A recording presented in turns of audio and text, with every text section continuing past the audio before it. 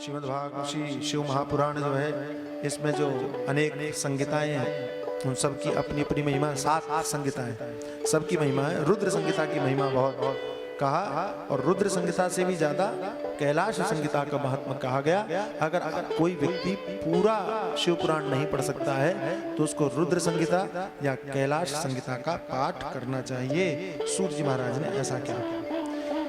मूलतः शिव पुराण बहुत बड़ा था, भगवान शंकर ने ही इसका निर्माण किया, इसका कथन किया। कहते हैं बहुत बड़ा पुराण था, 1,00,000 श्लोक थे और 12 संहिताएं थी। भगवान वेदव्यास जी महाराज ने इसको संक्षिप्त किया। व्यासेन तत्व संक्षिप्तम चतुर्विंशं सहस्रकम, 24,000 श्लोकों में इसको समेटा। शैवम तत्र चतुर्थम वही पुराणम सप्त संगीतम। और ऐसा सुनने में आता है कि ये पुराण बहुत बड़ा था, फिर उसको 4 खंडों में किया गया। तो ये चौथा शिव पुराण है जिसको हम लोग देखने को हमारे सामने आता है, और 7 संहिताओं वाला ये पुराण भगवान वेदव्यास जी महाराज ने हम लोगों के लिए बनाया। 7 संहिताएं कौन कौन सी हैं? पहली विद्येश्वर संहिता है, दूसरी रुद्र संहिता है, तीसरी शतरुद्र संहिता है, चौथी कोटि रुद्र संहिता है, 5वीं उमा संहिता है, 6ठी कैलाश संहिता है तथा 7वीं वायवीय संहिता है। इस प्रकार से 7 संहिताओं के अंतर्गत इस शिव पुराण का वर्णन हुआ है।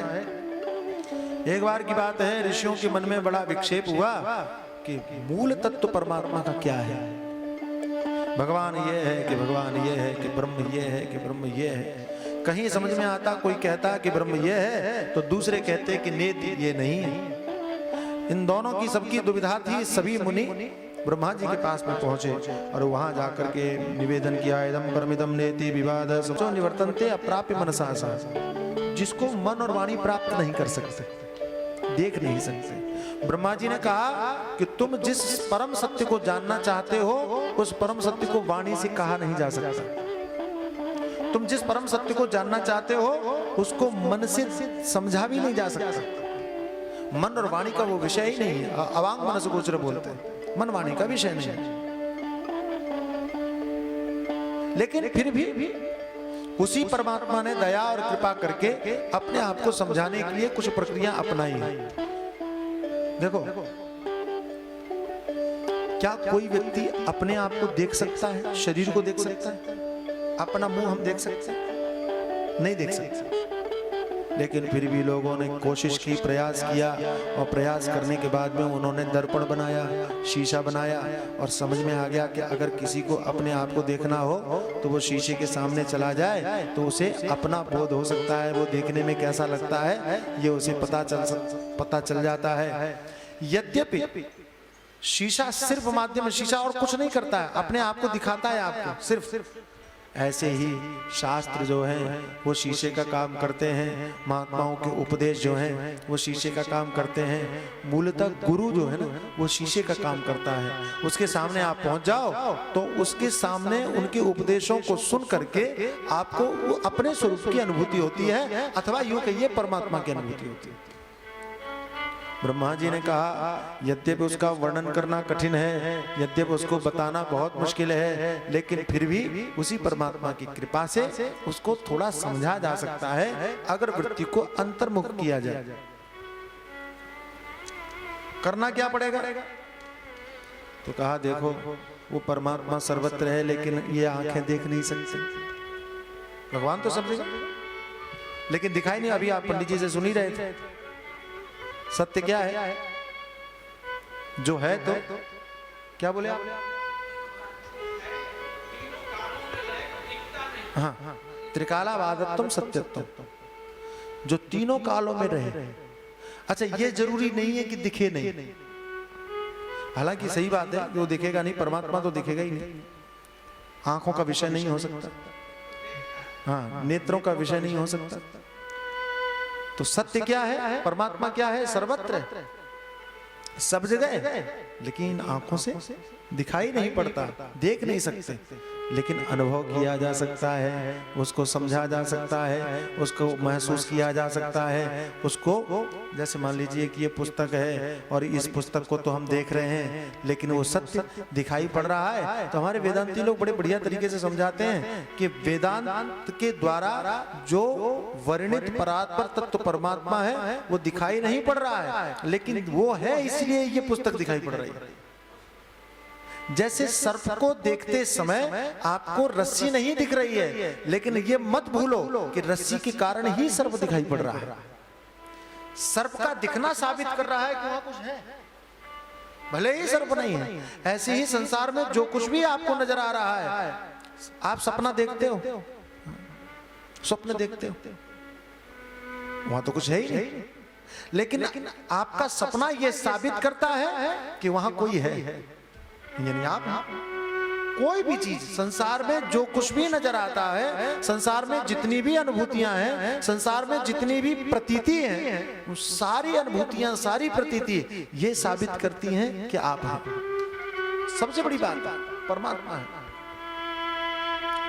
ये पुस्तक आपने देख ली तो कल को ये पुस्तक तो खत्म होने वाली, पुस्तक खत्म हो जाएगी, लेकिन जिसके कारण पुस्तक थी वो खत्म नहीं होगी, क्योंकि पुस्तक के समाप्त होने पर जो वो होगा तब उसकी सत्ता वहां पर भी दिखाई पड़ेगी। ऐसा समझना चाहिए। तो महाराज बड़ी कठिन बात है और वेदांत की बात इतनी सहज सरल तरीके से समझ में नहीं आएगी। क्या महाराज इसका कोई सरल तरीका नहीं है, आसान तरीका नहीं? देखो आदमी हर जगह सरलता ढूंढता है, हर जगह आसानी। पहले लोगों को भोजन बनाना होता था तो लकड़ी चूल्हा पता नहीं क्या क्या करना होता, अब गैस चूल्हा आ गया, कोई झंझट नहीं, कुकर आ गया, सामान रखो। अब तो क्या माइक्रोवेव क्या बोलते हैं जी, माइक्रोवेव, तो बहुत सारी चीजें आ गई, तो आप सरल हो गया, जीवन को जीना बहुत आसान हो गया।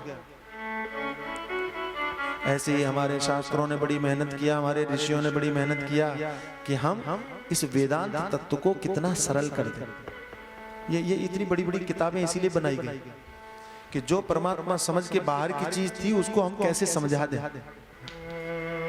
कैसे हम बता दें। जैसे विज्ञान ने बड़ी उन्नति किया कि आपकी कोई भी बीमारी को वो पहचान लेते हैं कि कौन सी किस वजह से ये बीमारी है, ये विज्ञान ने पहचान किया, कोशिश किया। ऐसे हमारे महात्माओं ने बड़ी रिसर्च किया, हजारों वर्ष पूर्व ये खोज की कि कैसे उस परमात्मा को हम लोगों को समझाएं। ब्रह्मा जी ने कहा चिंता मत करो, अगर आपको ये वेदांत ज्ञान समझ में नहीं आता है तो आप कथा सुनो, श्रवण करो। ये तो हो सकता है, श्रवण तो हो सकता है, एक काम करना चाहिए। क्या?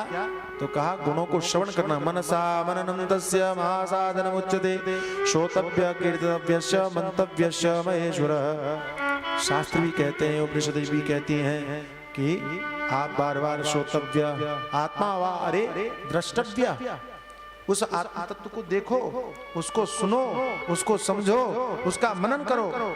श्रोतव्यो मंतव्यो निधिध्यासव्यो। ऐसे ही यहाँ भगवान वेदव्यास जी महाराज लिखते हैं कि ब्रह्मा जी ने मुनियों को कहा कि उस परमात्मा को समझने के लिए सबसे आसान तरीका है कि भगवान शंकर के गुणों का श्रवण करना चाहिए। कैसे सुने और श्रवण मनन का क्या विधान है, आप कृपा करके हमको बताइए। और तब ब्रह्मा जी ने पूजा जप ईश्वर के गुण विलास नाम इनका स्मरण करके जो मन की शुद्धि होती कहा वही मनन, और ये श्रेष्ठ है। भगवान की आप पूजा करते हो, अभिषेक करते हो, पुष्प लेकर के जाते हो, आरती करते हो, मंदिर में दर्शन करने के लिए जाते हो, तो कहीं ना कहीं इन सारे कामों से आप अपने मन से भगवान से जुड़ते हो। ब्रह्मा जी कहते हैं ये इन क्रियाओं के माध्यम से परमात्मा से जो जुड़ने का तरीका है ये भी मनन के रूप में माना जाना चाहिए। अच्छा देखो एक बात बताइए, आप पुष्प खरीद रहे हैं किसके लिए? भगवान की पूजा के लिए। तो कहीं ना कहीं भगवान के लिए हमें पुष्प लेना है। भगवान की बात मन के अंदर में आई कि नहीं आई?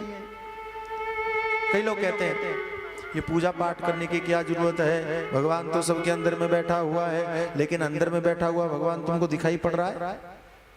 अच्छा एक बात बताइए, ये तो सब बोल देते हैं कि सबके अंदर में भगवान, आप लोग बोलते हैं कि नहीं सबके अंदर में भगवान? और सबके अंदर में भगवान कहने के बाद में उसी से लड़ने लगते हैं। तो इसका मतलब आप भगवान से लड़ रहे हैं। तो ये तो सिर्फ कहने की बात हो गई, माना कहां, इस बात को समझा कहां, समझने की चेष्टा कहां की। तो परमात्मा सबके अंदर में है, लेकिन वो दिखाई नहीं पड़ता, और उसका ध्यान उसके नजदीक हमारा मन हो जाए, इसके लिए महात्माओं ने कहा कि तब आप पूजा करो, आप जप करो। जप करते समय उसका नाम लोगे तो हो सकता है उसके साथ में जुड़ जाए आपका मन, लेकिन जप करते हुए न जुड़े तो कहा आप भजन करते समय, कीर्तन करते समय, पूजा करते समय, पाठ करते समय, उसके लिए सामान लाते समय, माने किसी भी तरीके से परमात्मा के साथ में अपने आप को जोड़ो। यही आपका कर्म होना चाहिए, यही आपकी चेष्टा होनी चाहिए।